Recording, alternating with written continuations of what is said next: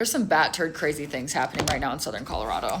Bodies of people's family members not being properly taken care of again in southern Colorado. I'll tell you why I say again, but I want to get you caught up on the latest story coming out of Pueblo. In Pueblo, there's this place called Davis Mortuary, and it's operated, ironically enough, by the Pueblo County coroner. His name's Brian Cotter. Earlier this week, Davis Mortuary, they had a random state inspection, and inspectors found upwards of 20 bodies that had been improperly stored, and they think some of those bodies have been there up to 15 years. This inspection, by the way, is like the first of its kind after there was legislation passed of state-mandated inspections yearly. That legislation happens after a massive investigation, arrests, and charges of John and Carrie Halford of Penrose, Colorado. They ran a place called Return to Nature Funeral Home.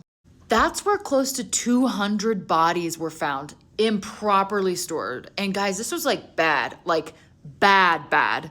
Like before the law showed up, people of the town, they were starting to make complaints. They're saying something smells like decomposition, and they had been smelling it for weeks. Eventually, they find 189 bodies inside the Return to Nature Funeral Home, and some of those bodies had been there since September of 2019. Eventually, this story gets worse. Eventually, it's discovered that some of the family members of the deceased had not gotten the cremated remains of their loved ones back, rather dry concrete. Seriously, what the is wrong with people? The Return to Nature Funeral Home story is just so wild, and John and Carrie Halford have been going through the court system ever since. As for what's happening in Pueblo with the coroner slash mortuary owner, the investigation is still happening.